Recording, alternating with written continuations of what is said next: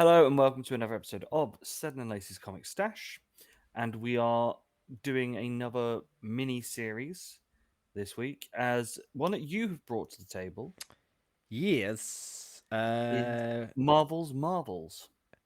Yeah, and we were looking for a kind of maybe doing a few runs of a couple of limited series so that we could focus in on a specific story. And I was kind of toodling around in Marvel Unlimited world, going, "Oh, we could do this, we could do that," and a couple of things on the table. One of the reasons why I ultimately ended up at Marvels is that I've never read it, and I thought it was quite nice for us to both have something that we've never read before, and Hmm.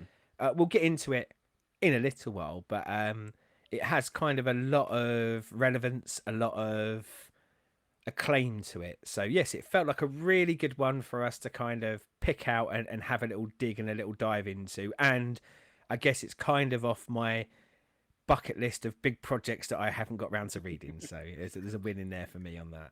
You just had it on the spreadsheet and needed to get round to it. Yeah, and weirdly enough, I mean, it is 1994 it come out, and I do actually remember I was buying comics in 1994. I remember it releasing. I remember it being on the shelves. I also, and we will get into this, remember why I didn't buy it at the time. But over the subsequent years, I've just heard so much about it, and before Marvel Unlimited was a thing, there was such things as trade paperbacks or like hardcovers. I just never picked it up, and it felt a little bit like something I had to do. Yeah. Almost in that pantheon of as a comic reader and certainly as a Marvel reader, um, I had to get to it at some point. So now seemed like as good a time as any. Yes. But before that, as is tradition, we shall go to our reading corners. Reading corner. Happiness is just around the corner. What have you been up to? What have you been up to? So What have you been doing? I have read the first trade of West of Sundown. Some of you may remember when we did Free Comic Book I Day. was going to say that was one of the free comic book day ones, wasn't it? Yes, Yeah. the first issue was in there, and it grabbed me straight away. And then we were on screen googling at the time, going, "Look, the first whole trade's out," and I was like, "Oh, right." Next I time I mean, get there's an something, argument, isn't there, that someone watching someone Google something when they're not even sharing their screen is one of the most blandest things you could ever offer. But it's got a payoff, hasn't it? Like it that does. Googling's led to content. So So yeah, more of the same, more zombies in a Wild West theme. Oh, not zombies, vampires. vampires, I say, yeah. Yes. Um, so Although this for all first, I know, you might be telling me there's zombies as well. I don't know. You've read it.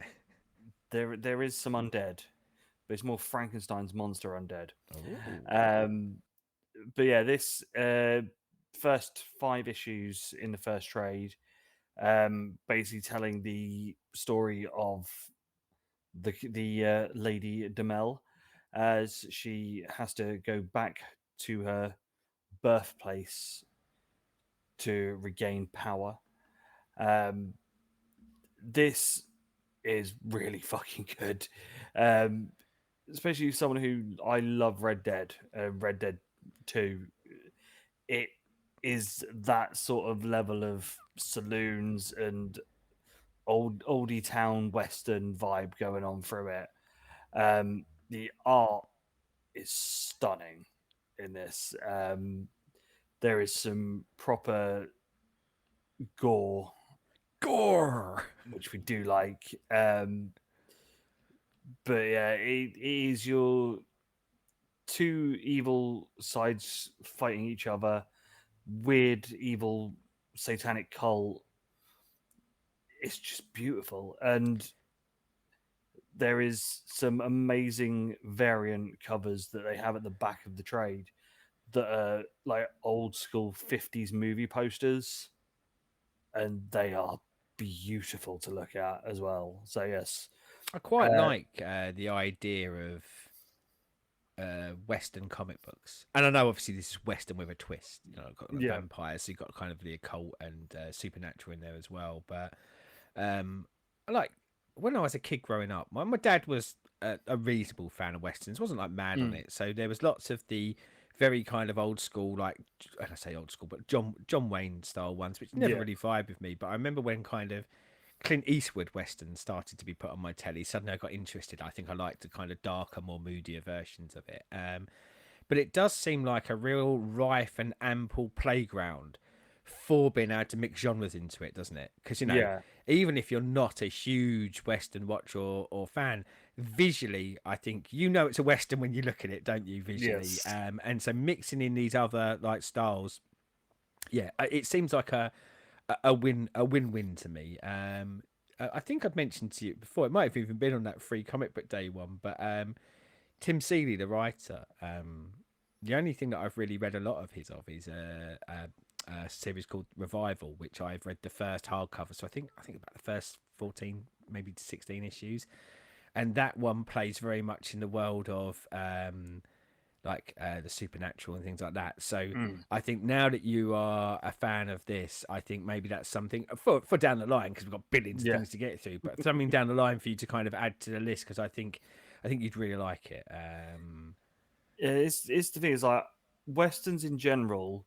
I'm not the biggest fan of, but if you put something in a western setting, you've got Yeah, me. You know, if it was just Gunsmoke the comic, I'd probably be like, eh. But put in some occult or as we thought we were going to yeah, get, as we said last week when we spoke about the new Guardians run. yeah, You yeah. know, that sort of thing, that aesthetic and that setting Even more reason to be disappointed with that Guardians works. one, isn't it? Yeah, Yeah, just can elevate a story. It's like Red Dead, to go back to games and stuff. You yeah. could have done that story in a GTA world and it would have been fine. It would have just been another, GTA, bit of a twist of people screwing over people in their gang. But in that setting and that world that they created in Red Dead, just made it like, to me, it's the Much more best game. compelling, wasn't it? Yeah. It was, as you say. I think probably if you break the story down at very base level, um, it's a story that it will be told. I think they finesse it and make it really sort of excellent with the characters and the way you do it. But yeah, I think you're right. I think picking that setting and placing that story within it is the genius part of it. Except for the real genius part of it was having on Red Dead One when you play multiplayer. Perks for doing roly polies, of which me and one of my friends spent more hours than any human being should do just online chatting whilst just repeatedly roly polying so we could get the achievement. Also, on a Red Dead thing, 'cause I did love this time. You know, like you go through phases of gaming, but certainly online Yeah. gaming. I'm not a very good gamer. Like I don't have a lot of gaming skill. I really don't. I enjoy them, but I've never been brilliant at it. And I would say my friend Mark, very much the same. But not only did we spend countless hours roly polying, but one of the online modes was getting a. I'm going to say castle, but it's not a castle because it's the Wild West. But a fort is probably the Yes. better way of describing it. And you had to kind of get that and hold it for certain periods of time, kind of capture the flaggy esque or anything like that. But as I say, inept gamers in general. So we'd never hold the fort for long, but for the whole time we held it, we would just be singing, "We're the king of the castle, you're the dirty rascals." Ah, How you get your joy in life? it is. You Uh, find your fun wherever you can, don't you? so what have you been up to in Oh, I your was going to say just before we go on to life? mine, Yes. I'm interested enough in that to go. I'm going to add that to my list, and I'll certainly pick up that first trade somewhere down the line, and probably in the not too distant future because. Yeah, it's got me interested enough, and it's Vault Comics, isn't it? And I think we said when Yes. we were looking at it, I don't think I've ever read anything that Vault Comics has put out. So yeah, I think that'll be a nice kind of little introduction for me. So yeah, I will Yes. definitely add that on and have a read of it. You might need to remind me though. I'll remind you that, or when we finally do have that meet up beer, I can just lend it to you. Or when we have that meet up beer, we could go to a comic shop and I could buy it. Exactly. Yeah, let's do that. Yeah, so for me, I would say that a lot of my recent reading has continued to be New 52 stuff, but I'm not going to get into New 52 stuff now. But I wanted to talk about a single issue that we touched on slightly in the August comic solicits, but it feels like it's enough weeks now away from release that I can actually talk about it without feeling like I'm going to be a spoilery twat. And that is Void Rivals #1. So Void Rivals is Image Comics, and it's under the Skybound Entertainment publishing line, which is Robert Kirkman. So Robert Yeah. Kirkman, creator of Invincible, Walking Dead, etc., etc., etc. And this is one that not only in the August solicits, but in the solicits when the first issue was solicited, it was kind of like, oh, there's a mystery, like Void Rivals, shared universe, something's going to happen. We can't tell you what. Da, da, da, da, da. And I was quite interested because I haven't read any Kirkman since Invincible and Walking Dead ended, even though there are other series. But I just kind of took a bit of a break because I love them so much. So I love the idea of this kind of added intrigue, new universe, and Kirkman being on it. So when it came out, picked up the first issue. Now I will say, unfortunately for me, the big reveal was spoiled before I got the issue. It was quite Ooh. big doings online. It was quite hard to avoid it. But so it was spoiled. So I did go into it a bit tentative of going, oh, I'm very excited about the big reveal. However, You hope it's has stuck that the take? landing. Yeah, is there other stuff around it? Because that kind of magic moment has been spoiled for me now. Now, I'm saying all that and saying spoiler because I'm going to do spoilers. So if you haven't read Void Rivals yet and you don't want to be spoiled, I'm going to spoil it. Sorry. But before I spoil it, I'll talk about the kind of the concept of the series. So this is about, and bear with me as I actually kind of do a bit of the solicit here, because one of the things I will say about this is, as much as I enjoyed it, it borrows quite heavily from other areas. But its war ranges around the Sacred Ring, where the last remnants of two worlds have collapsed around a black hole in a never-ending war. So I'm going Halo, you know, Yeah. another ring and all that sort of thing. However, when pilot Derek and his rival Celilla both crash on a desolate planet, these two enemies must find a way to escape together. But are they alone on this strange planet, and what dark forces await that threaten the entire universe? So the opening sort of section of this is very much about that. You kind of see a little battle, you see the crash, you go through those early stages, and Derek has kind of an AI from his ship who's kind of guiding him through some stuff, helping him out, telling him that his ship is unfixable, and then he sees his enemy. It is kind of, I will say, a little bit clunky because he kind of goes, well, there's no way anyone else would have crash landed on this planet, and then a couple of panels later, but you can forgive a bit of clunkiness every now and again if you kind of like it. And you know, there's a bit of an initial conflict between the two of them, but then they kind of realize that they need each other to survive, or probably the truth is need each other to escape this planet, this Yeah. desolate planet that they're on. And then they start to work together, and over the course of the issue, despite the fact that they're mortal enemies, and they start to flesh out some of the mythos around it, but only sort of tentatively, as to, you know, the factions have been warring forever, and you know, like this side thinks that the other ones are ungodly heathens, and these ones will eat their babies, you know, that sort of thing. You know, very much kind of tradition of two sides that don't. But they do start to connect, and they start to become, I would say, friendly. And I mean, one of my favorite movies when I was a kid growing up was Enemy Mine. Have you ever seen Enemy Mine? No. So effectively, it is a movie about two warring factions, humans and aliens. I can't remember what the aliens were called. While they're fighting, they crash down on a desolate planet, and they have a conflict and ultimately come together, and they learn so much about each other's races. I love it, absolutely love it. So this is with a Halo sheen over the top, that story. And I know I could be massively critical to kind of go, oh, well, it's just another story.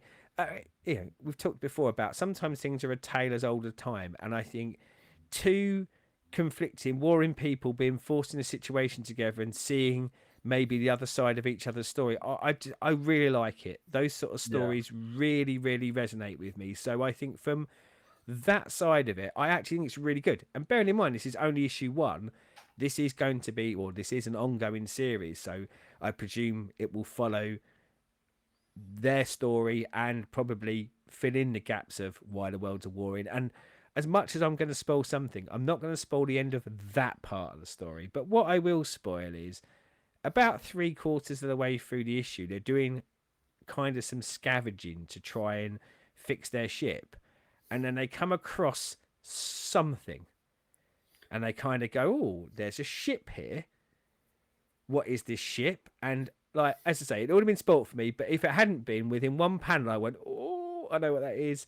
And then that ship transforms and it is Jetfire of the Transformers. And Jetfire kind of goes, whoa, I've been here. It does like a bit of analysis and goes, I've been here for a long time, and then zooms off. Yeah.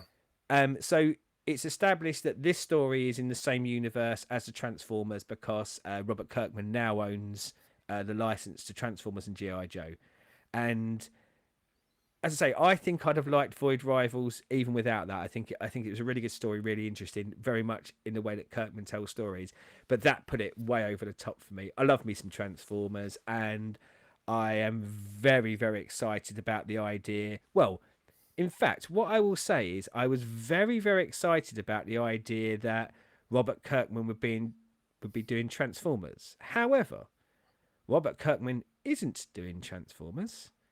Instead, the Transformers comic will be written and drawn by Daniel Warren Johnson. So, Do a Powerbomb Dude is coming along to do Transformers. I'm Nice. giddy. I'm giddy as fuck. And there is some GI Joe stuff. And I must admit, I wasn't a GI Joe fan as a kid. Never really into kind of like the war stuff. But I think I will sign up for the GI Joe bits as well, just to see what they're like. But yeah, I think a great issue one, and it's the start of they're calling it the Energon universe. So I think you're going to have this story running. You're going to have Transformers running, and there's going to be two G.I. Joe series, one focusing on Duke and the other one focusing on Cobra Commander.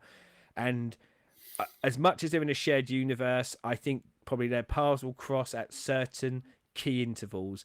Yeah. And I will say, knowing like Robert Kirkman's creativity and his desire to do this, I wouldn't be surprised if other series don't crop up in this universe down the line. And who knows, other franchises if he wants to dip his hand in his pocket and buy I mean, Jesus, he could do the dream and get the GoBots in, and we could finally have the GoBots Transformers war that we've all been desiring. But yeah, really, really highly recommend it. I'll probably stop the single issues now and start waiting for the trades on it. But yeah, give me that Transformers comic coming in October. Nice. So we shall go into the main event of the evening to get a bit The of a wrestling. main event. You know, as we all know, Sergeant Slaughter and his GI Joe Yeah. callback. So Oh man, imagine that. If they get Slaughter in, and then they could do a wrestling crossover and all. oh. My juices are flowing, if you'll pardon the expression. So we are doing Marvels Yes. by Marvel, as said earlier, from 1994. And before we dig into it too much, Yes, what did you know about Marvels before I went, let's do Marvels? I'd never heard of it. I did wonder because, as I say, it is in like kind of superhero-y world, but certainly Marvel superhero-y world, quite big doings.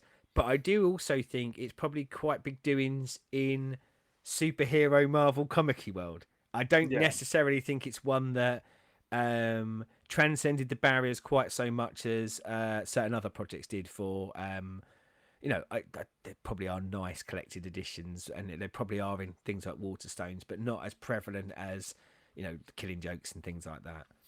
Yeah, as I said, it's not a story arc or a book that I'd ever heard of. And it's not one I've seen kicking about. Because this is the thing, you would see your Civil Wars, your Infinity Gauntlets, things like that. You see them all the time, so you sort of, just because of their position in bookshops, that these are clearly a big deal. Things like Dark Phoenix for X-Men and stuff like that. Do you know This what? I've never heard or seen of anywhere. Weirdly, I think probably pre the superhero movie boom and like the real big superhero movie boom, I think it probably would have been in shops more. But I think, you know, as you say, things like Infinity Gauntlet now are probably the things that adorn the shelves more because they know that there's a bigger, wider audience for it. But I think it probably at one time this would have been there, but yeah, probably has been pushed to the back now because I don't know. There's new streams of money, and that new streams of money are probably looking for more of the kind of movie tie and stuff and the characters that they know. Yeah. So obviously, you mentioned in the opening that you were there at the time of this coming out, Yeah, but yeah. you didn't jump. I didn't jump. And weirdly enough, one of the things that made me not jump is probably one of the things I liked about it. And I'm not going to do spoilers as to whether I really liked it or not. I'll just say I liked about it. And it was a combination of the art style, and we'll come back to that, I promise. And um, the premise. So, 1994 me is reading superheroes, and all the monthlies. So I'm into the events. You know, I'm bogging along with everything that's going on in the X universe and stuff like that. And the sort of base premise for this probably wasn't compelling to me then. The idea of human beings, non-powered human beings, and how they live in this world, I probably went, ugh, gross. So yeah, it didn't jump out at me. And to be honest, at that buying stage as well, I probably wasn't so much looking for creators. I was just looking for characters and Or a cover that jumped out at you or something like that. yeah, and so I think 1994 me, this wasn't 1994 me's bag. But yeah, I guess we can pick up later a bit on the, was it 2023? I had to check what year it was in my brain. In 2023 me, it's bag and kind of how I felt about it. But yeah, it wouldn't have grabbed my attention at the time because it, as much as it was, a limited series. It wasn't a limited series where I felt like I was going to get something that would have 25 years down the line story implications to Wolverine, which was what I was looking for in my comics at that point Yeah. in time. Yeah. Yeah, it wasn't part of the major everything else that's going on at this point, so Yeah. get in the bin. Yeah. And probably regret that a bit as well at this stage, like so purely because I reckon the issues are worth a few bob now, but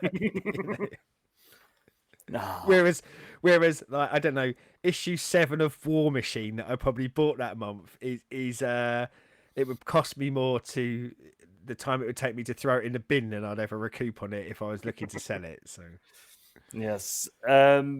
So how we should have done this before we started. How do you want to go through this? Should we break it into each issue and then yeah, discuss? I think so because and I'll tell you what, you know, we said about things we should have done before the show. I probably should check this with you. So, what issues did you read? 1 to 4. Okay, I just didn't know whether you read Zero because Zero's on there as well, and there is also an epilogue from 2019 that I will pick up a little bit on at the end, but don't. I was gonna say don't feel like you've missed out by not reading it. That's a bit unfair, but I'll kind of get into that. But there's a massive gap, obviously, between 1994 and 2019 and that being released. But I'll kind of cover that slightly. But yeah, let's go through 1 to 4. Cool. So we open up with old-timey press photographers pre World War II. And go back to 1994 me, I probably wasn't looking for a story primarily set in 1939 at that point. Yes. As Phil, who becomes our main character and is a photojournalist, is taking photos of things, trying to get his way out to the war, and goes to this random science guy thing Science guy. and sees the creation of Human Torch. Yeah. We see Torch and Submariner have a fight. Yeah, as and he kind of a goes- feud almost across Yeah. this first issue, isn't it? Like, we kind of revisit it a few times, don't we? They kind of Yes. fight amongst it, and you pick up on kind of their story, but them not being the focus of it. But yeah, they're there a few times. Having a scrap, and Phil is the one guy that seems to be able to magically get the perfect pictures every time. Well, yeah, he's the precursor to Peter Parker, isn't he? So during fights, as you said, there's a couple of them that we see. Phil and his fellow press pack guys follow the action and capture everything as it goes on, with lots of old timiness there and the fedoras and Yeah, I was gonna say, yeah, they've got the news reporter fedora hats or news photographer fedora hats abound, don't they? yeah. During this bit, we see that Phil meets his girlfriend at the time, Doris, Doris, love that name. Bring back and Doris. we also sort of watch them get through to a point where they get engaged, they're picking out a ring, and break up because he can't put her before him taking pictures of superheroes and getting involved in following the action. Yeah, we talked a bit earlier, didn't we, about those kind of tale as old as time, and in that him and Doris relationship, it does lean into the work obsessed and fluctuating work, and we'll get onto that a little bit more. But work obsessed, but also very much touches on, and I guess the whole issue, the whole series, if I'm honest, is around a human being's reaction to a world of marvels. And of course, as we said, this is 1939, so very much in continuity in that side of, like, Human Torch was the first kind of recognized Marvel superhero, although under the Timely banner, I believe it was at that point, and Submariner having kind of serialized stories, and a lot of this is, I was going to say, based on true events, based on true comic book events. Not, they didn't really happen. And seeing how a human being, and I'm going to go a normal human being, a regular human being, whatever term you want to use, although I think we can pick up on that a little bit, is a newspaper reporter who kind of wanted to go into war zones, really a reflection of you or me, I don't know. But part of that kind of breakup is him living in this new world, isn't it? Like, it really throws him. It really makes him question his place in the world, and there's like fear, isn't there? There's this fear of what's just happened. The world has almost overnight, although this does go over a period of years, dramatically changed, and I don't think he kind of feels like he has a place it anymore. And part of that leans into him going, sounds mean when I'm going to say it this way, but kind of, what's the point of this relationship? Because really, we're insignificant in this new world. This new world is a world of marvels. Yeah. The one bit I did like is during this, they go to the movies, and one of the press pack buddies mocks him for some other guy that's taken Doris to the pictures. Yeah, that Doris. Damn that Doris. Obviously, because of when it's set, we start seeing the Nazi war machine moving its way, and we see that Captain America's been created and is Yeah, I sent was off gonna say, yeah, the American war machine of Captain America starts to appear.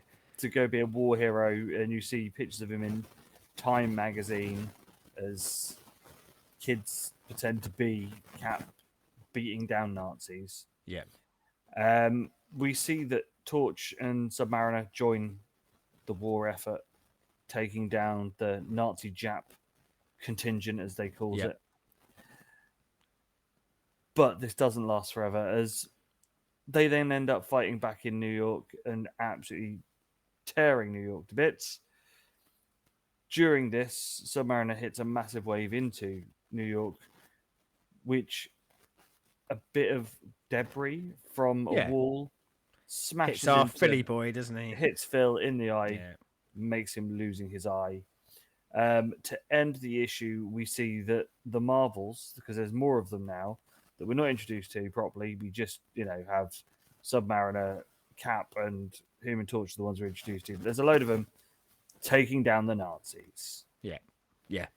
And like at the end of this as well, because of that kind of change, isn't it? With his straight enough losing his eye and going all piratey patchy, and I guess the change of the war effort and the heroes being heroes, whereas I guess Yeah. earlier on in the issue They're when they menaces. yeah and because it was such an unknown and I guess it felt like they didn't have a material purpose, it was harder and driving that fear, it's harder for kind of Phil to latch. And I love just referring to him as Phil, it sounds like he's our mate, doesn't it? Phil like latching onto this, but seeing it kind of being in a concerted effort, it kind of changes his view in it, doesn't it? Like that kind of fear goes, and then he reconnects with Doris. And as I say, you're seeing his life going parallel with how his life is kind of mixing with those Marvels. But yeah, very much everything that happens in what the heroes are doing or what the Marvels are doing is based off of comic book stories. Like Yeah. that's not embellished much, if at all. So yeah, so coming out of issue number 1, I guess how were you feeling about it? Were you enjoying it, and did you were you rushing to get to issue number 2? No, I was cursing your name, going, "What the fuck are you getting me to read?" At this point, Really, because really. this first one did not get me. I was just like, yes, it looks very pretty, but why do I need to care about this guy taking pictures, What, our mate watching? Phil? Yes, Look at how this quickly point, you turned on Phil. he wasn't my mate Phil. More later, but at this point, after this first issue, he was not my mate Phil. He was. I think What's the point of this? What's the purpose of what are they doing with this? I don't get it. I And don't think Phil's hugely likable in this first issue no, either, is he? Like, I guess, as I say, we'll get to it probably as we go through, like the relatability of him as a character and whether we ever truly related with him. But I certainly think that this is him at his. I'll stick with unlikable. I think most unlikable in the whole series is the Phil we get in issue 1. yeah, it's a weird one because he comes off as a pretty empty, pointless character, but also an unlikable person at this point. You're like, I just thought what? he was a bit of a cock in this first issue. How about that for use your words, Michael. He was a bit of a cock. But I mean, yeah, I don't know. I could see the purpose of him, but I actually, I say about unlikable, less likable, maybe. I think that was with a purpose. I do. But yeah, I don't know. I don't think I found him as uncompelling as you did. But I yeah, did like him. yeah, it was just. As I said at this beginning bit, after this first issue, I was like, what have you got me reading? I don't get this, but yeah, it's pretty.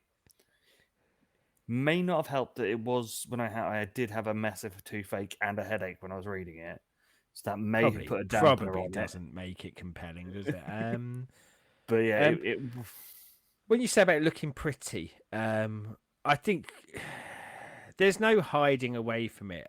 The art amongst this whole series is phenomenal, isn't it?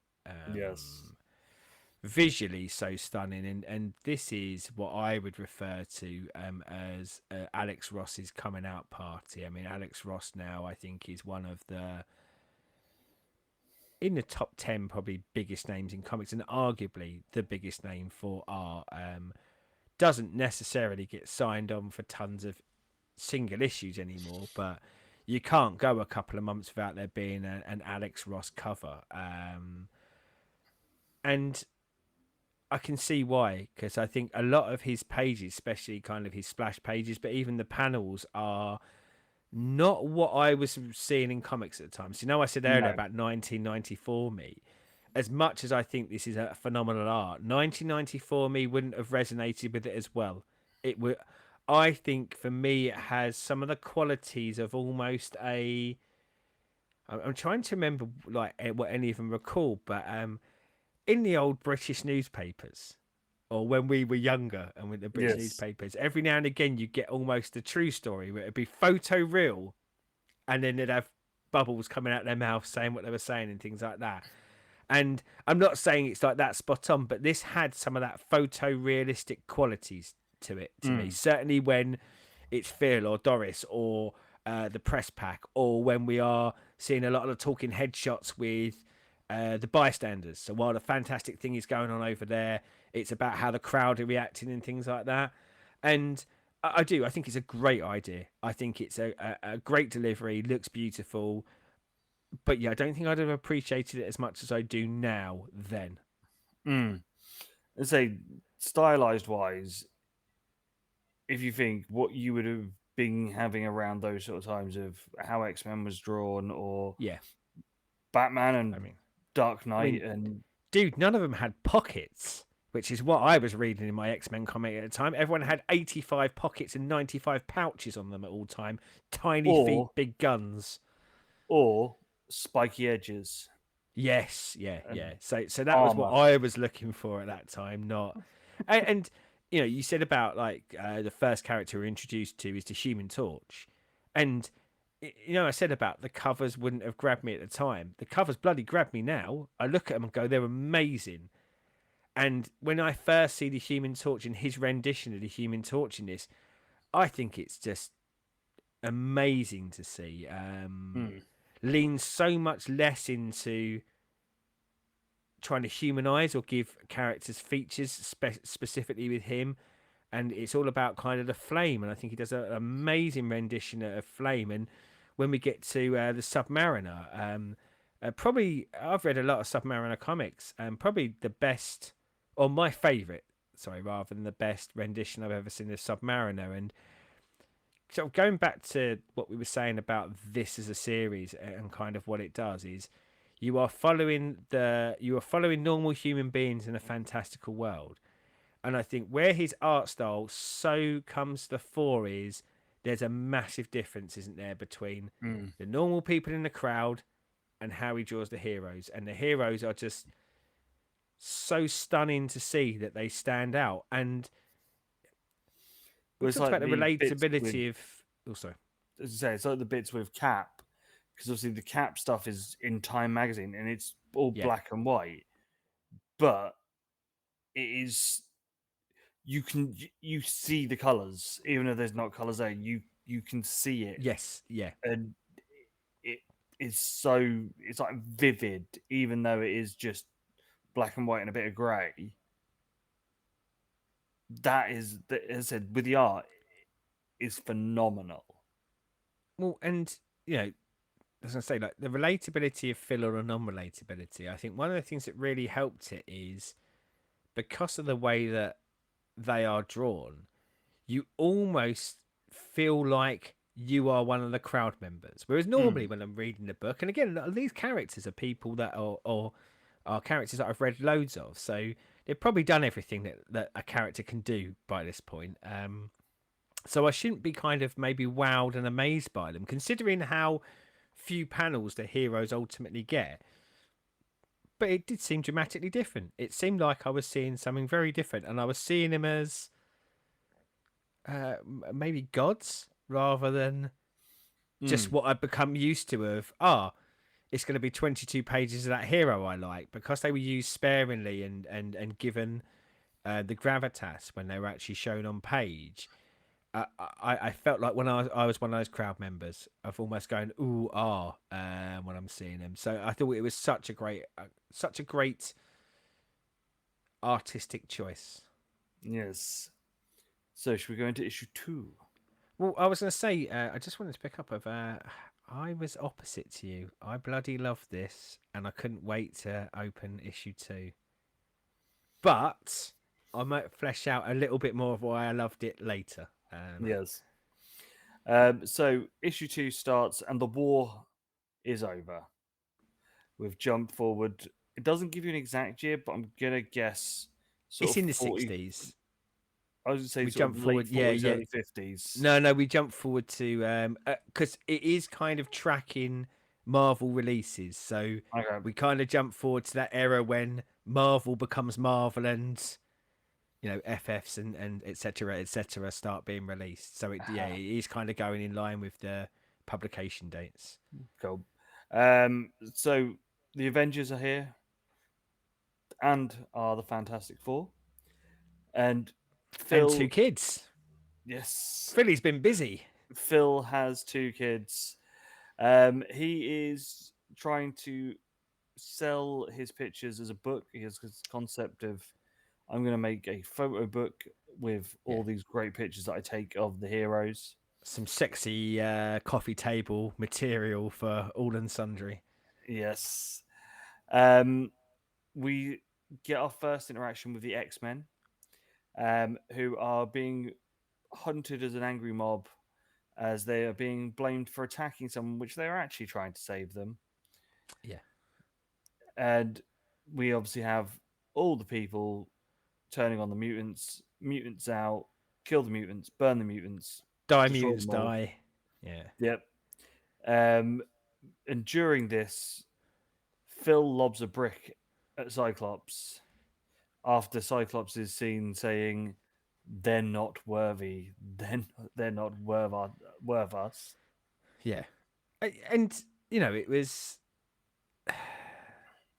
interesting, wasn't it? Because on those panels where post kind of the introduction of the X-Men and those first panels of like Angel and things like that, very much drawn again exactly like how Alex Ross is drawing his heroes. But you transition very quickly into when Phil is considering them, like the page being red Yeah. and it being darkened. And again, they use it a bit later for when he's actually It is um, dark room.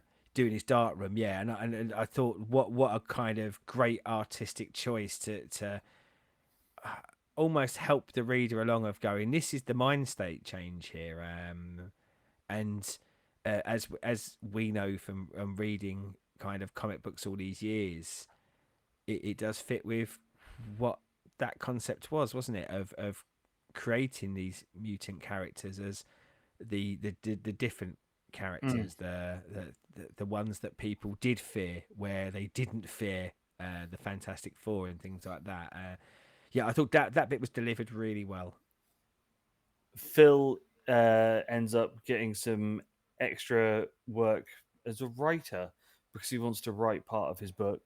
Yeah, So goes to a gallery where an artist has made stone structures of all of our heroes. and that's Alicia Masters, so the Thing's girlfriend, Yep, and okay. all of a sudden, in recent times, the Thing's wife.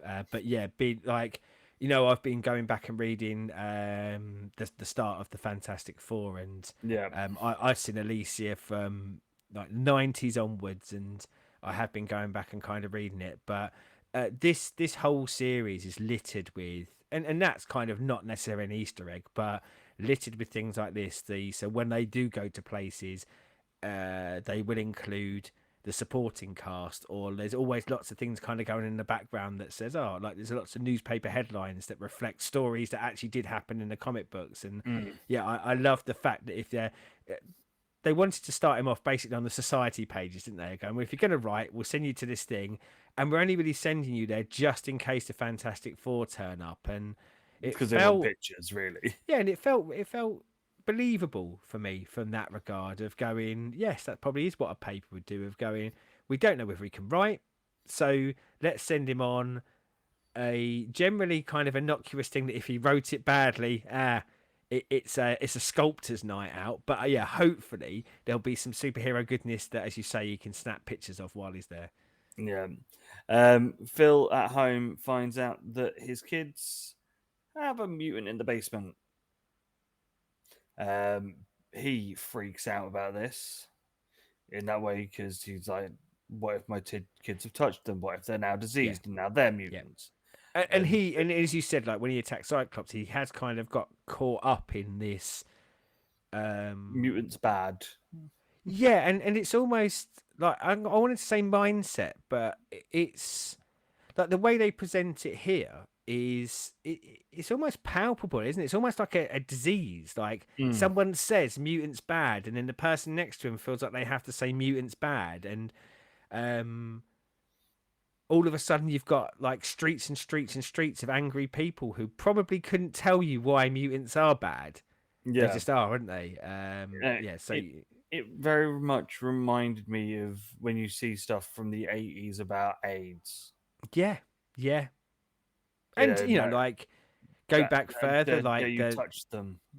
the way people are treated because of their race or their sex, or Mm, bring it kind of more modern sexuality, etc., etc., etc. This almost I can't quite put my finger on like kind of the phraseology I want to use, but that desire to fit in by pointing at someone else yeah. and people getting caught up in it. Even the most logical people, like Phil, has been shown to be like considerative. Like whether Mm, I agree with his viewpoints from the first issue all the way through or not, you know, he's a grown human being with his own thought process until the mob mentality. I guess that's probably where I'm going with the mob yeah. mentality takes hold. Yeah. We then see the biggest event of the year, decade, millennia, the wedding of Reed Richards and Sue Storm.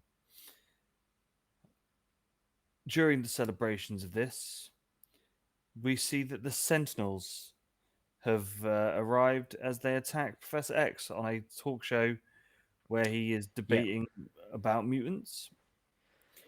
We see a massive riot, which is stopped when the Sentinels appear in New York. At this point, Phil has a voila breakthrough moment of "fuck this, I need to get home." And Which is rare for Phil, isn't it? Normally, yes, he's a bit of an errant husband and father, I'd say, through this period until this. so you basically see him rushing home, and when he gets home, he finds that the mutant in the basement has left, and his kids are very upset. Yeah, So I think like going just to pop back to the bit where he discovers that there's a mutant in the basement. What a weird phraseology to use, but you're right. Like his initial reaction is very much, "Oh my god, that that evil thing," and not like the bad guy, but kind of inherently evil corruption. The say the mob mentality that's got into his mind of mutants bad, die mutants die. That there is a mutant in his house, and you know his reaction of is have they touched my kids, and not in that way, but is have they infected my children? mm, And it's kind of he has an epiphany at that moment though, doesn't he? Because what he's seeing in front of him is a young girl, yeah, and I think you know it's and I would argue slightly this is a bit of a kind of sledgehammer moment of going it didn't really have a lot of subtleties for me, oh no, but I still kind of liked the point, and I think sometimes you sacrifice subtlety for the fact that you want to move this story forward, and of course this being someone who's got caught up in this concept when faced with a mutant, realizing that they are just another human being, and you know he gets somewhat protective so that when we get to the end of the issue and she's gone and you know she writes a note, doesn't she, and it's yeah, kind of a beautiful little note that says because the Sentinels are hunting mutants and have gone, well, they're hunting pretty much everyone. They've gone rogue, haven't yeah, they? But her going, I have left because I don't want to put you and your family in danger. Thanks for the food, thanks for the clothes, and Yeah. it's just such a. I'm not going to get carried away, but I think it is a heartbreaking moment. Didn't necessarily break my heart, but I do think it's a Mm. heartbreaking moment. And again, it's that um, the thing that 20 pages ago was the most horrible thing on the planet for Phil. He has had the epiphany that no, it's just a person just like you and me. But this hammers that home even further, doesn't it? Of going, Yeah. as much as everyone hates me, I love what you've done for me, and I will go out there and put myself in danger because I don't want to endanger you. And Yeah. it's a real, I guess, this issue is a dramatic change for Phil, isn't it? As much as in that first issue, he went through probably the shock and awe and living in a world where these fantastical things happen, being afraid of that new world, to then kind of seeing no, they're doing good things. I'm not afraid anymore. This one I think has a similar journey, but probably a harsher ride for him, isn't it? Mm. It is the not only is he afraid this time, but he's got wrapped up in this abject dislike and fear all rolled into one. But I think this is where he really learns the lesson of going, no, mutants aren't bad. Yeah. Bad people are bad, but someone isn't bad just because the way they're born, no matter what it is. And yeah, bit sledgehammery, but I thought delivered. I thought still really good and a really compelling point to make. So this is where this won me over a bit.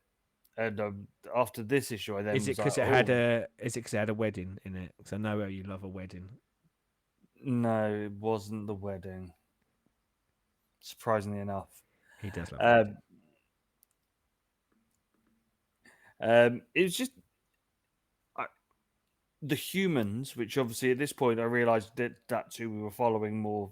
Obviously, in the second issue when Yeah, we then back with Phil and all that, that they didn't just seem like as empty vessels just to be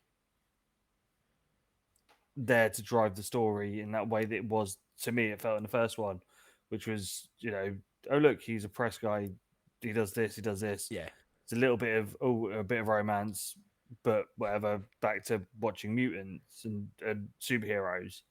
As this was, no, this is how we as norms would see yeah, all the crazy shit and be like, this isn't normal, but they're doing good, so it's fine. This is normal. We don't like those though. yeah. And we said about like you said about the wedding the year. I'm not going to keep focusing on the wedding, but like that was one of the big sort of story beats, wasn't it? Of going, Mm. people love the Fantastic Four, people love the Avengers. Oh, here they are. They're doing, let's say, almost Hollywood starlet things. They're Yeah, like they're getting into media, and people want photos, and they want to know the romance of the century, Reed Richards and Sue Storm. But when this kind of insinuating dislike of mutants becomes part of the story, you do then start to see that seep further out, don't you? So mutants are the problem, but suddenly the public, the general public, and a way that some of the reporting's going starts to get a little bit more insidious towards the other heroes as well. All of a mm. sudden, they're maybe a little bit less interesting, and are they a problem as well? Whilst Phil kind of goes the other way, doesn't he? Like he's with it, but he flips to no. These are good. These are good people. But yeah, I think if this one is the one where it kind of hits for you of this is the story. This is the story of 20 years. No, a lot more than 20 years worth of Marvel, but what us as normies go through while all that stuff's going on. Mm. Yeah, whereas as I say, I think that's the thing I really liked about the first issue is, and again having a bit of prior knowledge to it, I knew that's what I was getting. So I think that's why it was more compelling and maybe more interesting for me before it was for you. Yeah.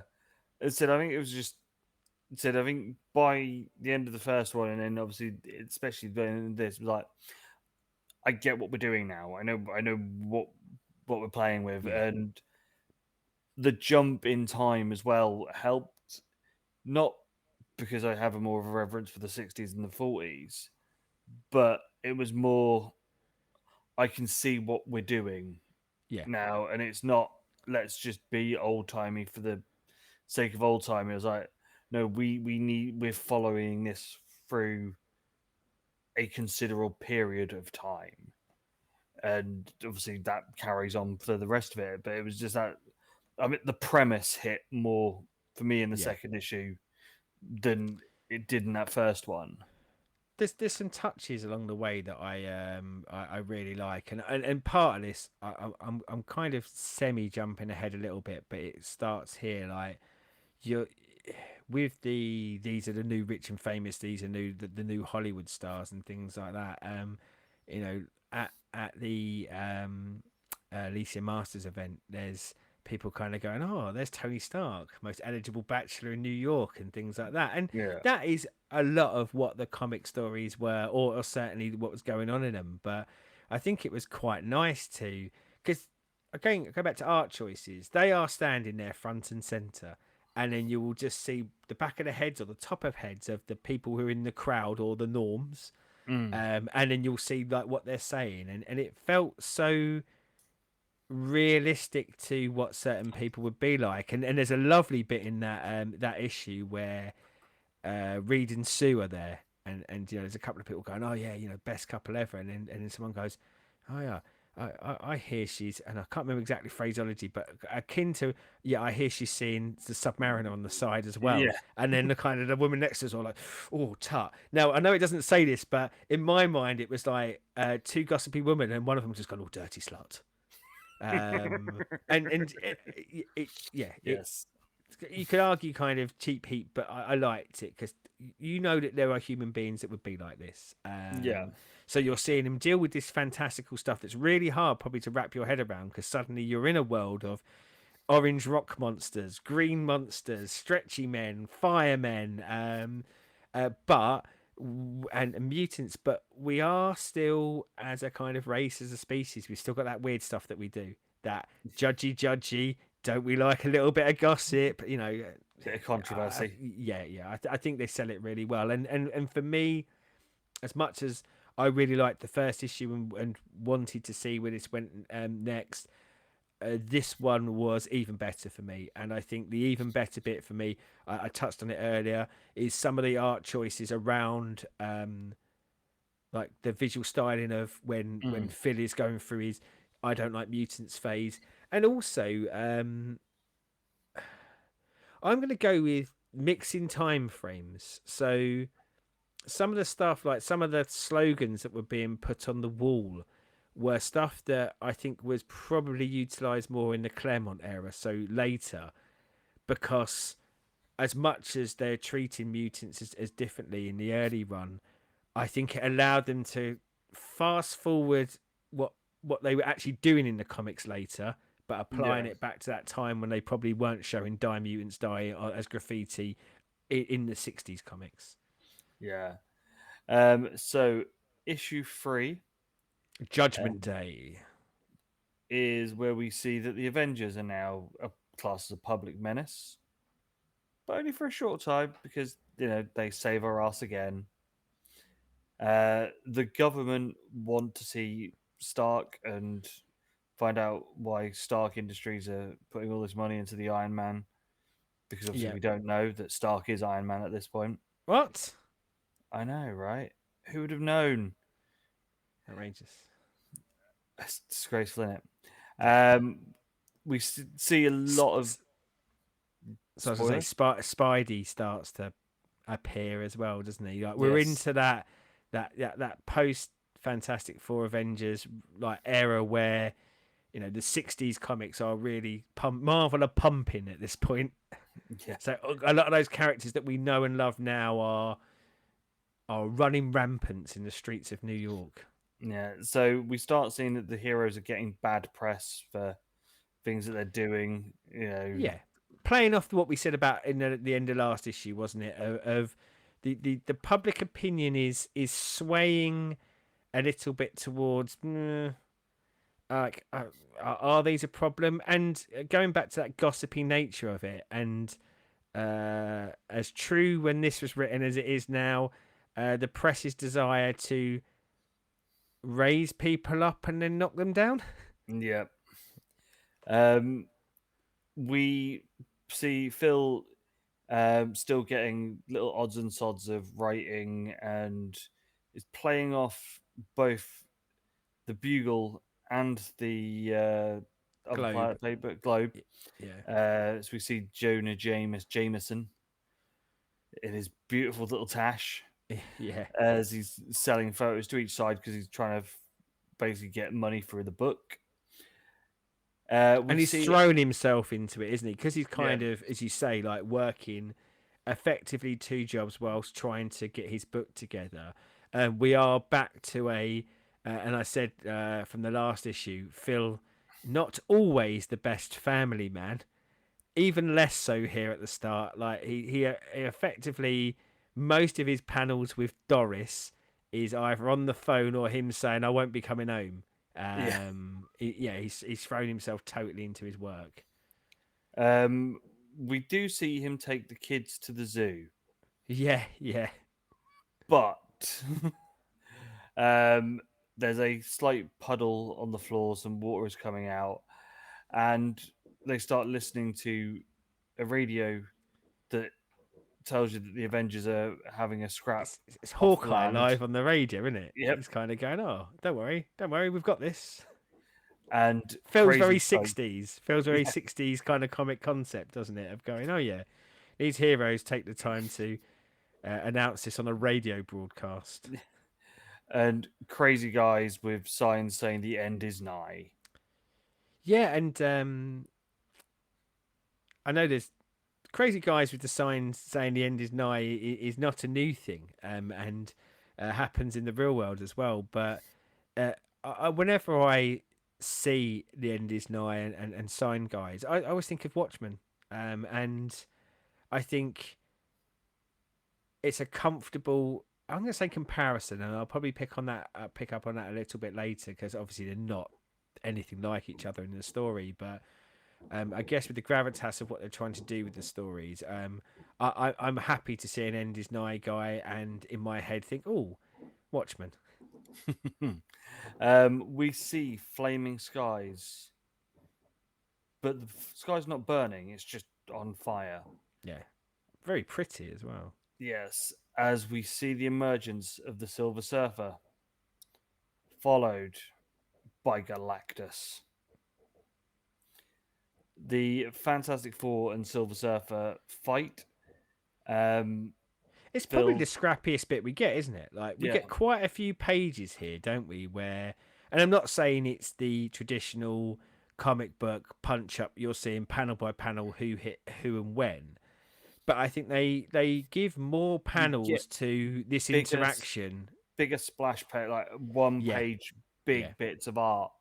So you'll see Phil either trying to take pictures of something for like a page, and then you get a giant page fight page. yeah. And I will say this section, some of these giant Galactus pages is where the art super peaks for me on some of these because these I would have reprints done in decent size and put them on a wall. I think along with the covers, I think this is one of those series, and especially sort of these pages, probably lots of people have. You know, like I think it is poster worthy, on the wall Yeah. worthy, isn't it? Yeah. So whilst they are scrapping, Phil realizes that instead of being a newsman, he really should get home because he is remembering the words of the crazy religious zealot and thinks that the end truly is nigh. Yeah. Another Whilst, epiphany, another Phil epiphany, isn't it? yeah, Phil goes for a lot of epiphanies in here, and sometimes flip flops on them very, very quickly. yes, But yeah, you're spot on. Like we said earlier, like he's really thrown himself into his work, and he's seeing his family probably less than he has in any of the other issues. But when these big doings happen, it's almost that light bulb moment of going, well, what's really important in life? Is it me taking a photo of this, considering the world's about to end, or is it spending time with my loved ones, my wife and children? And Yeah. surprisingly to me, he chose his wife and children. I was half expecting to go get that camera. We're taking photos. Again, this I love the running home part as you see abandoned cars, Yeah, um, random people on porches saying that the world's ending, yeah. running past a church where everyone's trying to get in, The and stuff then you don't see, isn't it? Like when you yeah, read these big events, you don't see it. You might sometimes consider, like, what would I do or what would the world be like? But you rarely, unless it's for a story beat, i.e., someone's going to get smashed through a train or something like that. You rarely see those moments where, yeah, someone's just trying to get home. yeah. The bit that I like is once he gets past like the church, and then there's nothingness, and Yeah, you just hear him sort of going or see him saying that no one's around. This is the quietest yeah. that he's seen the city, and he starts questioning everything. During that time, we also see that the Fantastic Four beat Galactus, and the Good next day's wins. papers tell us that it was all a hoax. Dirty, filthy J. Jonah Jameson again doing his dirty, filthy anti-hero lies. Yes. We see them all go out for a meal because Phil, being good guy Phil now, and realizing that family is the most important, takes the kids to out for ice cream. As we hear that Count Nefer is attacking Washington, and he has to leave, and that is where we end book 3. As I said, this one is the winner for me on the prettiest, Yeah, and this very much was like, right, I like this now. This yeah, this went from I get it, I can see what's going on, I'll carry on, to if this is because I'd had no pre knowledge on it or looking up on like how it was received or where it's meant to be in like the pantheon of books, that I was like, I can see if this is one of those that's held up as oh my god level. This was the issue where I was like, no, I get it. yeah, yeah. And like if I was being uber critical, I would again point to there's some sledgehammery stuff in there, isn't it? And some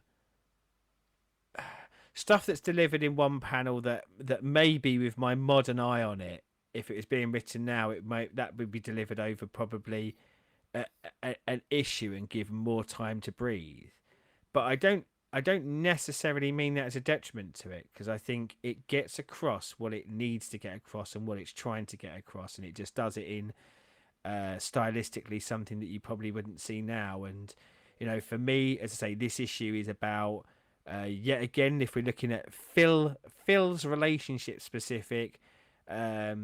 He's thrown himself into his work, but ultimately in that relationship, he kind of comes out the other end going, "Oh yeah, do you know what? Like, I should spend a bit more time with the family." But in that, us being members of the public, us being the norms, I think it allows us to really, really pull ourselves into that part of the story and go. So when I read Galactus has turned up, I just go, "Oh, Galactus has turned up." Yeah, Whereas this is trying to make you go, "But what if Galactus had really turned up? yeah, What would that do to the world?" And as I say, like preemptively to that, you're getting the end is nigh, and you're getting this feeling of fear. panic starting to grow, yeah, peril starting to grow, and seeing these people who have just come out of a period of being a little bit more judgy towards these heroes, almost a bit of a, well, kind of, why do we even need you? Like, you're Yeah, not so special. And then the world ending event happening, the Fantastic Four turning up, and then all of a sudden everyone's like, yeah, get them Fantastic Four. Like, how we can turn on a dime yeah. when we want something. or when we need something. Yeah, it's that thing of, what have you done for me lately? Oh Yeah, shit, yeah, yeah, you just saved the world again. yeah, yeah. But But yeah, I do think, and I know we've got one more issue to talk about, but I do think of the three we have got through at this point, I do think that this is the best for both art and story. I think this is where it really, really finds its feet. mm, It. I think it does a lot of what we were looking at from issue 1 and 2, but this one, yeah, this one feels it just like hits we better. knocked the ball out the park with this one. Yeah. We've hit a single and a double, and someone's just knocked a home run out for this issue. Look at me using my American sports metaphors. So we go into the final book of the original run. The Um, Day She Died, this one is called. so the book is out, and our boy Phil is going around doing a press tour and book signings. Seems to be doing quite well as well, doesn't it? Yes, They're quite pleased with it. yes. Um, we still see that the press and now the courts themselves are trying to vilify our heroes, and even at one point trying to put Black Widow to death for Yeah, murdering Lizard, who she doesn't actually kill, but that doesn't matter. and of course, like in this era, like when you're talking about the press perception and the press reaction to these sort of things. There's nowhere else you're going to go other than Jay Jonah and his hatred of Spider-Man, isn't there? Like that's Yep. playing out really early on in this issue. In fact, so much so, and you do get a moment where our Phil crosses paths with Peter Parker, and Peter Parker's selling his photos of Spidey, but he's selling them showing Spidey in a bad light because he's got to earn his money and that's what Jay Jonah wants. And Yep. Phil is quite judgy, isn't he, towards the snot-nosed little punk that is Peter Parker, cashing in on what he perceives as not what Spider-Man is, but what Jay Jonah is trying to portray him as. Yeah. Phil announced that he is going to retire, but he doesn't want people to continue shitting on heroes. So he has to just clean up or make people realize that they're not bad. Yeah, it's become quite important to him, hasn't it? Like tail end of last issue and coming into beginning of this issue, they do continue to follow that theory of there's even a few panels, isn't there, kind of going, oh, like, and they save the world again, and people only want them when they save the world, and then they forget about them, so they'll be shitty to them. Then Yeah. all of a sudden the world needs saving, so almost like, oh, you people who were just shitty to go and save the world, and then once you've saved the world, we're probably going to be shitty to you again. And he's really kind of almost championed that cause of going, this isn't fair. This isn't the way that this should be. Yeah. And yeah, before I kind of ride off into the sunset, after I've been offered a second book deal, I kind of want to start leaning towards changing people's opinions. Or yeah, I mean, I guess it's changing people's opinions, but reframing people to kind of, no, these dudes save the world all the time. You can't Yeah. be dicks to them. So we find out that Phil is going to get a second book. He also wants to clear Superman's or Spider-Man's name with everything that's going on from Yeah, Jonah at Jameson, this stage in as he's time, he's been. believed to murder George Stacy, the police Yeah. captain, which again is based off of. I almost said a real story again. It's based off of a comic book story that happened. He confronts him about. Reality, comic books. Reality, comic books. He confronts J. Jonah and basically talks about why he says what he does about Spider-Man in the paper. So he decides that And he's Jay going to Jonah go. has an admission there, doesn't he? Jay Yeah, Jonah kind of goes along the lines of almost going, it isn't fair because they have a unnatural advantage over us, and Phil kind of keys into.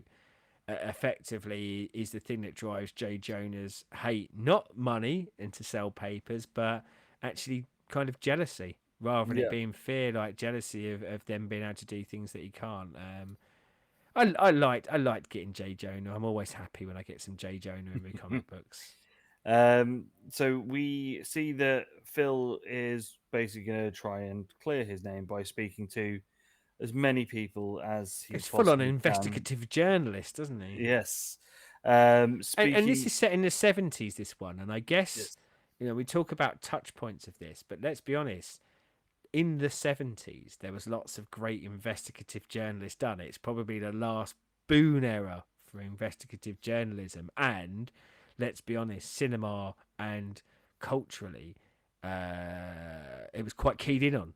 People Yeah. were making lots of cool movies about people doing investigations. So I like that not only does this follow publication history, but follows real life Where events, which America obviously was at some that of the point. yeah Yeah. culturally like what's going on. During this, he does find a card for a Luke Cage, who he goes to see, who wants Hero for promotion, but he hire. doesn't want to have his photo taken.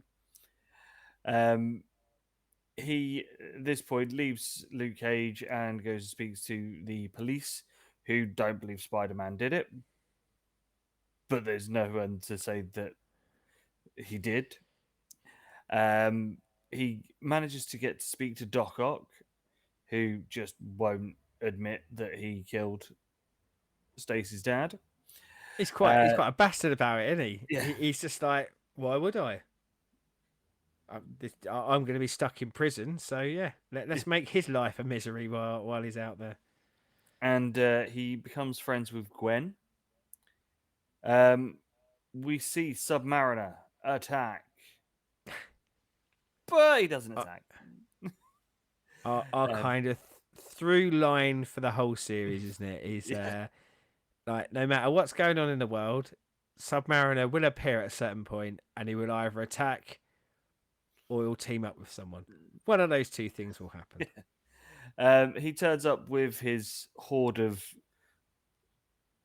sea creature robots.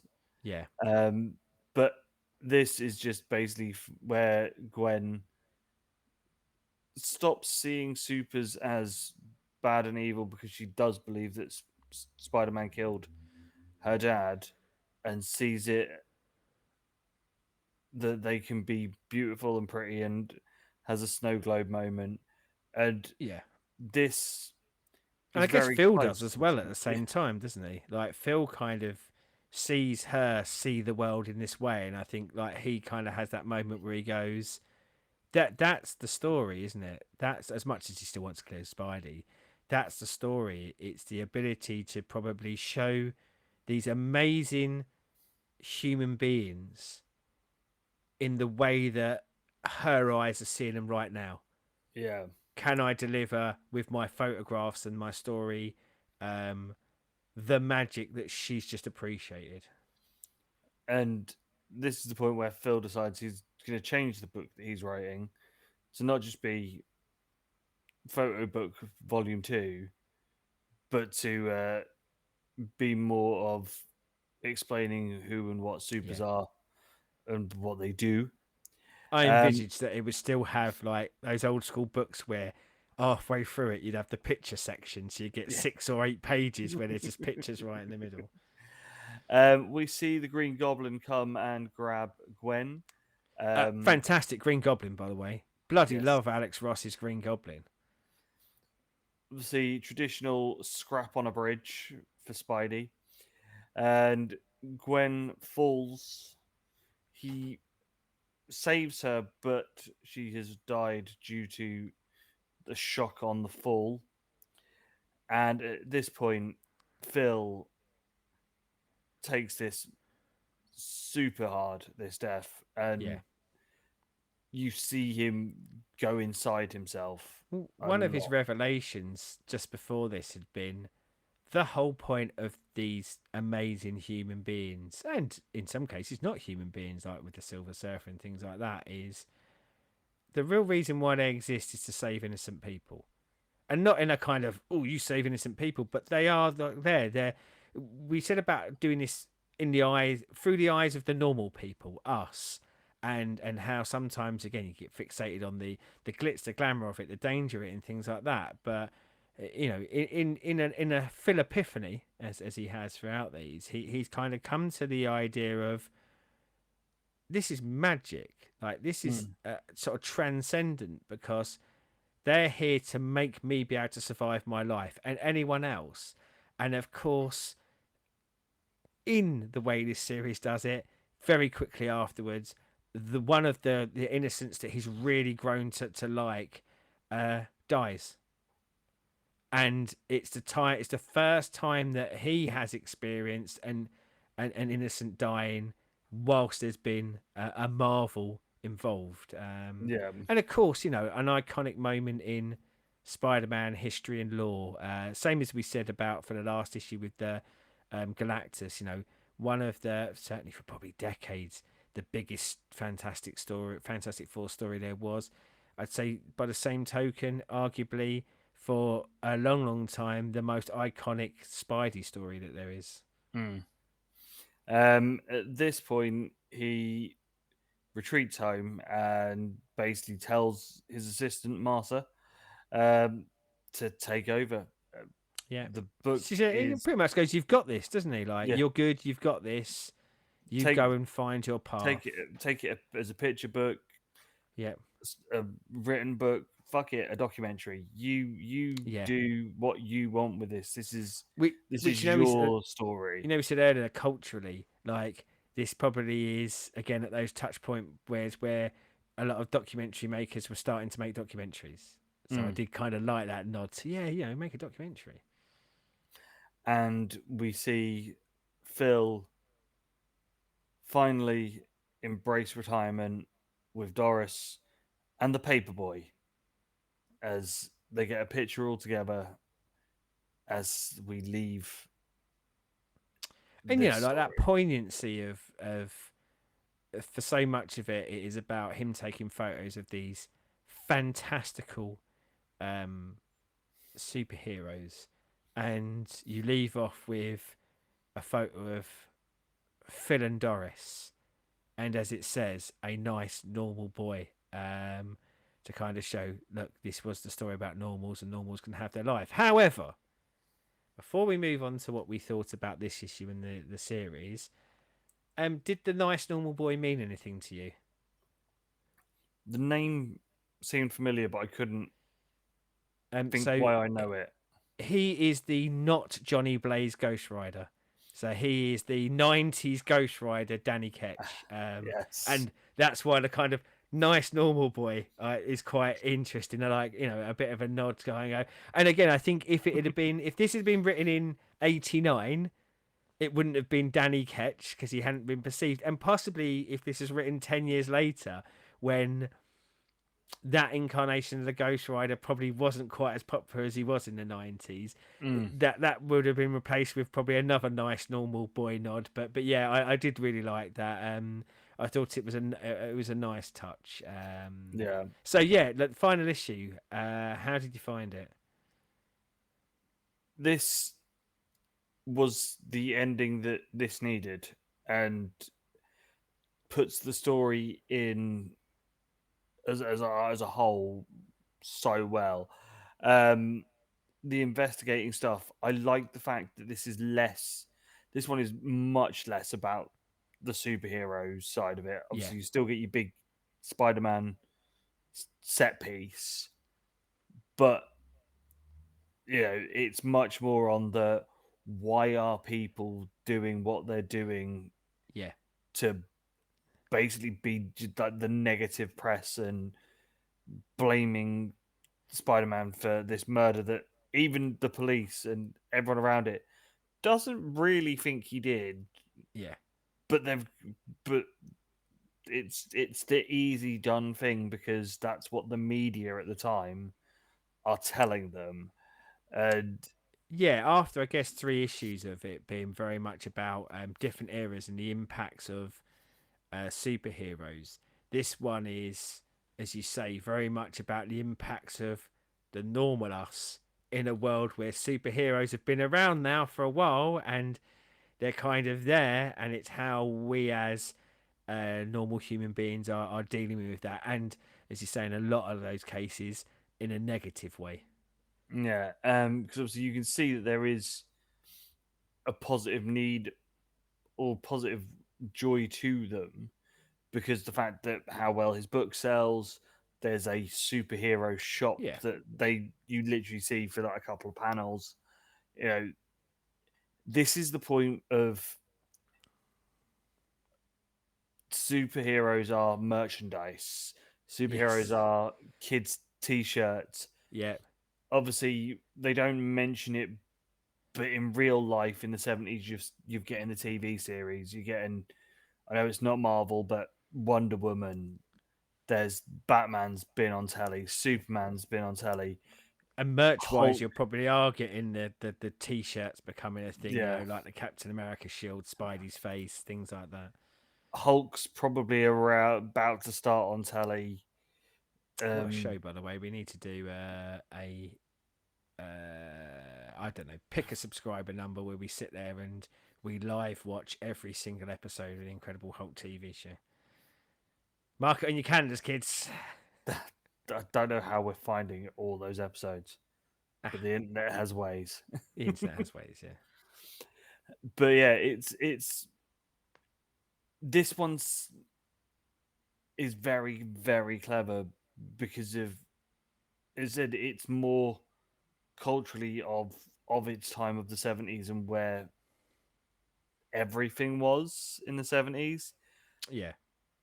but with added superheroes not being mainly about the heroes and stuff. And yeah, this one hits so good. And you see that moment when instead of being bitter or fighting the corner, he just goes, "Do you know what? My wife and this retirement and all this shit that I've been putting off and not doing for all these years, it's not my fight anymore. Yeah, Yeah. The, I'm you know, not dying on that hill. we I'm. said that It's my in time." superhero comics though, and probably more so with DC, we've often picked up on that kind of concept of the legacy heroes, and um, I don't want to kind of channel my inner Lethal Weapon Myrtle, but it's almost like I've done my time. I'm too old for this shit. Yeah, But actually, the next generation is already here, so I will pass my torch, i.e., my camera. So not only am I passing my torch, but it gives it that kind of finality of going, no, there's not going to be an issue 5 where another event happens and I am suddenly compelled to change my idea on this. This is kind of the ending. I've settled on where my place is in the world and where my place is very specifically in this yeah, world of gods, monsters, superheroes, and I like it. I like that it has an ending. So I like that this issue is the final part of it, and it gives us that full stop at the end. I also about this issue, I loved the Gwen Stacy stuff. I think if I knew nothing about the Gwen Stacy story and knew nothing about Gwen Stacy, I think I would love her character just from the few pages they use her in this. mm. I think they make her so compelling and so likable that yeah, but even without that history, I think that panel where she dies is would be oh no, I was gonna say as impactful, that's a lie, but probably extremely impactful for anyone who's reading that story who doesn't know the original story of it. Yeah. It still gives you that kick in the tits Yeah. that it's And meant to. bastard Doc Ock in this was a real delight for me as well. That he is a villain. He doesn't need to clear Spidey's name. Bollocks to you. I don't care. Yeah, You're just some photographer. Like, I'm already in prison, so I'm not going to like make it seem like someone else has done some good rather than the bad that they're being my enemy. Yeah. to boot. So bollocks to him. Yeah, really well put together issue, and it feels like a nice end to the story. Yes. Um. So obviously you continued the reading Yeah. into Zero and So Zero comes out in the same year, but later on that year, and I would. I don't know. Like, I'd be interested in the comments for anyone else who's got any thoughts and feelings on Zero. Zero is focused specifically or very much on the Human Torch and the original Human Torch. So you get to kind of see a bit around his development, his creation, and things like that. And it's told from the Human Torch being the narrator, and it looks fantastic. It's interesting. It doesn't feel necessary, and I think mm, like the fact that it's in issue 0, yes, I would say you would probably be best placed to read that at the beginning. So before you walk into this world, it almost goes, wow, there's some interesting stuff going to happen. yeah. So yeah, I wouldn't rush. I mean, the fact that you like this, I'd read it, but I don't think it's essential. I don't think it adds or detracts from this too much. And the epilogue is actually from 2019. So again, we jump very, very far forward. Same writer, so Kurt Busiek writing and Alex Ross on the pencils. And you do return to Phil. And yeah, we do fast forward. Not a ton of years, but we fast forward into the Claremont X-Men era. And it's set at Christmas time. And Phil and the family at the Rockefeller Center, and the girls are older, so there's clearly some time's passed. But I couldn't necessarily jump. I would say they look like they were mid-teens and upper teens at this point. But yeah, he kind of meets them at the Rockefeller Center, and he has an interaction with Wolverine, but Wolverine in street clothes. There's a moment where Wolverine asks him for a light, and he goes, "Oh, I don't smoke." And Wolverine goes, "Oh yeah, don't smoke, do you?" And Phil has a kind of thought, goes, "I haven't had a cigarette for a year," but I guess leaning into Logan's sense of smell is so good he can even pick on Yeah. someone who did that. And the Sentinels attack, and then you get to see the Claremont X-Men, and you get to see the Claremont X-Men do their thing. Um, Quite short. I think it's about 16 pages. But it's it. I guess epilogue really does suit it because it allows you to go. And Phil went on, and Phil was happy with his life. Well, Um, I will. Superheroes still existed, but he was Mm, happy with it all. I will jump on that. I think because yeah, bit of old man Phil. Yeah, and there is, and I kind of won't go into this. Like the last couple of pages has a lot of kind of Phil's thought process, and it's a I guess an addendum and an epilogue to um, Phil's normal man thoughts on superheroes and living in a superhero world. And it, I'll tell you, it's not like all of a sudden like you come back and he goes, "Yeah, I was wrong in those 4 issues. They're all dicks." It does fit in line with that, but as I say, it's nice. I think it's good. I would argue not necessary though. I think you could easily read the 4 and go, "That's it, a Mm. finite piece." But there is something nice about revisiting him, even if it's just for a few moments.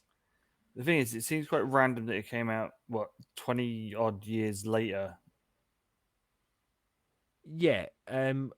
So I guess contextually, Kurt Busiek and Alex Ross didn't stop working together after this. They went off and they created their own series called Astro City, which has I think it was like Image, Wildstorm, then kind of went under the DC banner because DC bought Wildstorm, and it had a few publishers along the way, but again, hugely, hugely critically acclaimed. And Astro Mm. City is a superhero universe that they create themselves, but I would, not, it's not from the normal person's eyes necessarily, but it tells superhero stories in an often very interesting fashion. So they would potentially do an issue which from the superhero, sorry, from the normal person's eyes. Yeah.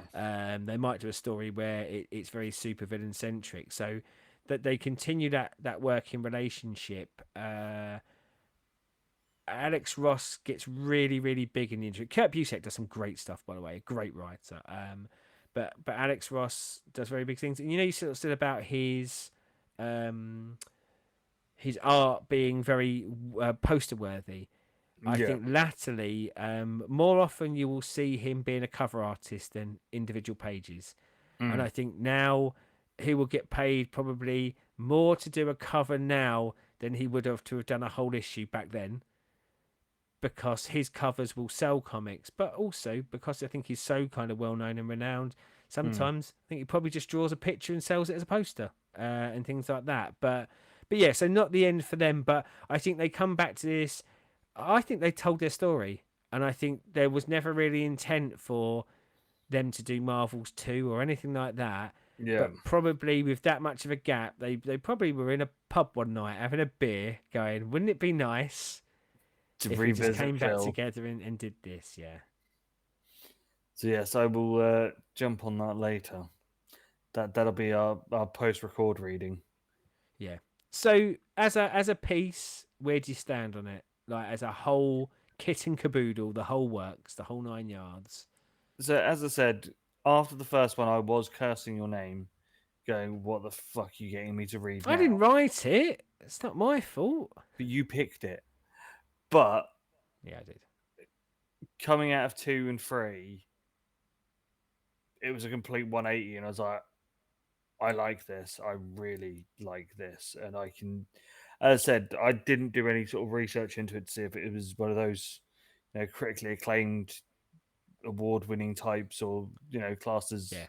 essential reading. But I was like, if we did this and you came out and went, "Oh yeah, it's won all these awards," and it's like on the list of books you must read before you die.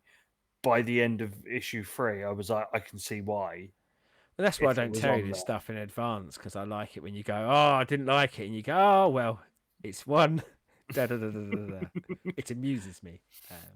But yeah, and then by the end of issue 4, I was like, yeah, no, this.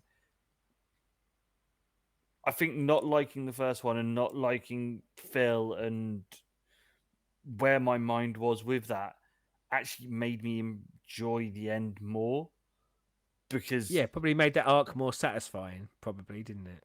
yeah, that turnaround on Phil was even more so because I was not liking it when we started it. But yeah, this, as I said, this I can see if this is one of those where you come out when you say, "Oh yeah, it's won all this shit." I can see why. It is one that I would say probably wouldn't hit everyone because depending on if you can put yourself in that, Yeah, there are heroes, but we don't care that they're heroes here. They are bit part, basically background characters and just plot points. They're not here for the story. That could probably throw some people off, yeah. but this works. This works so well, and yeah, I might. This is one of those that might get saved on the list to come back to in a year or two and do a reread. So on the awards front, it did win the Eisner Award the year it come out for best limited series. Also, Alex Ross won best painter, rather than kind of pencil artist, but yeah, he is a painter and the kind of painted panels. Mm. It was also nominated. Issue 2 was nominated for best single issue. Didn't win, but was nominated. So, yeah, critically acclaimed at the time. Don't really know about sales figures, but certainly award acclaimed and critically acclaimed. I think, you said about like best lists. I think it would make somewhere in a lots of those best lists. Best Mm. 100 things you must read before you die. Those sort of things. I think it Yeah. would be in a lot of them for that. So yeah, it is loved and revered. I think you're right though. I don't think it's for everyone. And when I say I don't think it's everyone, because I don't think 1994 me would have liked it. For the same reasons that I rejected it, just off the premise. I don't think I'd have loved it at that point, and I don't think it would have changed my mind on reading. I don't think I'd have read this and got the wow factor Yeah. out of it. And that's not the fault of the material at all. That was more the fault of me at that stage, and where I kind of was in my reading, what I was interested in. I was quite reticent. As much as I picked it, I was quite reticent to read it because I have heard for years about, oh, this is brilliant. And I said earlier, I really like Kurt Busiek. I really like his writing, but I don't know. You know, when something's, when you've got a really long time without reading it or watching it, if it's something in it, and everyone always told you how good it was, I did worry that I wouldn't like it, or that it wouldn't resonate with me hugely, and we'd be coming on here to talk about it, and I'd be knowing that like people are going, "That's brilliant," and me at the end kind of going, "Eh." I'm really pleased that I didn't feel like that. I really do think it was really good. It's one of those, you know, like when you look back at all the years and all the movies that have won the Oscars, and I think there's some amazing movies that won the Oscars, but there are certain years where you go, it's not a good movie. You just, it was made for the Oscars. I look at you, The Departed. I look at you, Dances with Wolves, and things like that. Come at me if you think they're good movies. They're not. And I worried that this might be that it Yeah. was almost designed to be acclaimed rather than deserved of it. And I think, going back to some of the bits I picked up on it, I think because there's clunkiness to it as well, and because there's the really smashing it in your face side of it, that was the thing that kind of convinced me that it wasn't designed just to win awards. Yeah. Because I It think wasn't clever you for know, the sake of clever. you dragged that out another 5 issues if you wanted the award, wouldn't you? You know, like Yeah. I said about giving sometimes some things some space to breathe. I think your one panel to get that across and just going, look, I know what I need to get across. I'm going to say it here, and I'm going to say it really bluntly so that you, the audience, are coming along with it. In a purely sucking up to an awards crowd, you would have made that 15 pages. So I think there's some real honesty. They had a story they wanted to tell, and I think they told it. Was it perfect? No. But I liked its imperfections. And for any imperfection it had, I go back to the panels I loved of like Phil's turn to the mob mentality of the mutants, and the art choices go there, and you go, so as much as this isn't perfect, at certain points it reaches points of perfection for me. I think it's an absolute masterpiece of comic creation. And one of the things that I was also slightly worried about of reading it now is, and again, I knew it was the kind of the everyman, normal human being going through its story. Those stories have been told multiple times since. And you know, when you don't watch kind of the, I'm going to go back to a movie analogy. I don't like The Exorcist. I think it's massively overrated. However, I saw The Exorcist 30 odd years after it was released, and after I'd seen 30 years of movies nicking from it and doing the bits again. And sometimes I think that can almost kill the original product for you, and this didn't do that for me. As much as I've seen it done, parts of the story done in lots of different ways, and I'd even argue latterly smarter ways, I can absolutely appreciate that those things wouldn't exist without this, and this is the blueprint for this as a style of storytelling. So yeah, big fan. And it's nice because it's nice to get that.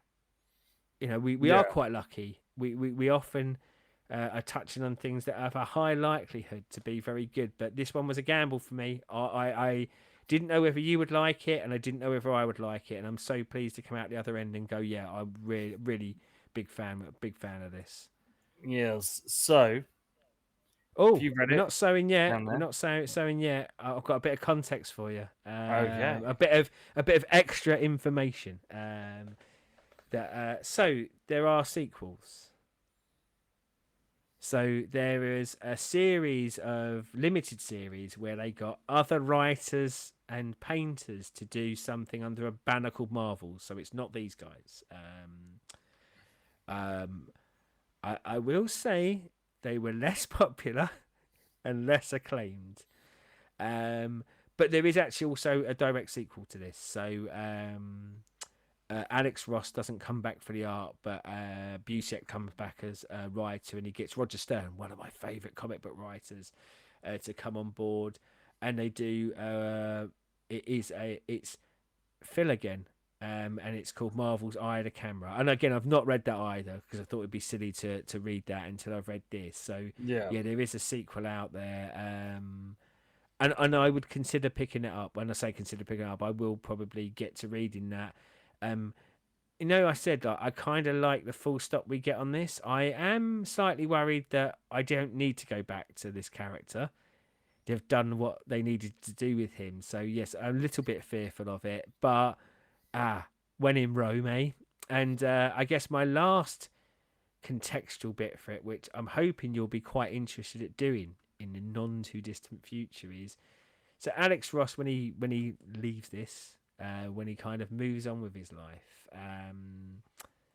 he moves on to the DC series. A little bit of gappage, but his next big doings is Kingdom Come, which is one of the DC limited series, and I'd say kind of Elseworldsy. Not written by Kurt Busiek, that's written by Mark Waid, but it's one of the things I have read that, but it's one of the things that has perpetually kind of been in my mind of we should do that as a show at some point. So book that into your calendar because I think we'll come back to that. And one of the reasons why I mention it is not only does Alex Ross draw it, but and bearing in mind this is the distinguished competition, Phil makes a cameo appearance in it.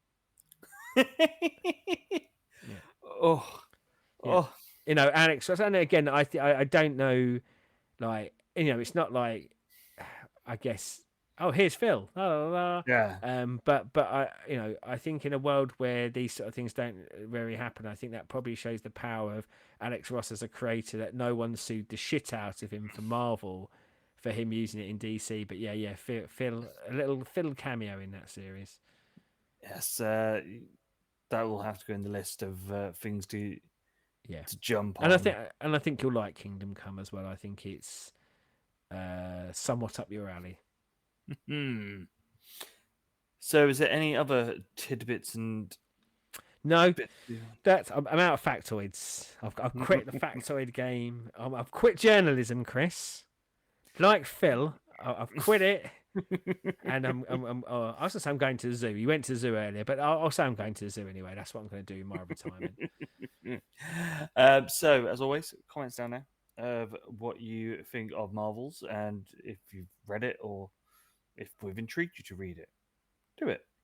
And if you have read it and you liked it, especially, give us some recommendations of someone else to pick up. You've heard that we're going to pick up Kingdom Come at some point, but doesn't necessarily have to follow the same tack. Doesn't necessarily have to be about the normals, gross normals, just like us. But yeah, recommend us some other series that you think we should pick up and experience. And certainly we try to aim for things that at least one of us hasn't read, but Yeah. stick it in and we'll probably crack it into the show in the not too distant future. Yes. As always, YouTube things like, subscribe, ring bells, Yeah. as I that think the bell's helps. up that way, isn't it? Was it down? I don't know. The bell's somewhere. The bell will be on your screen. Ping it. Yes. Ping it. And until next week, goodbye.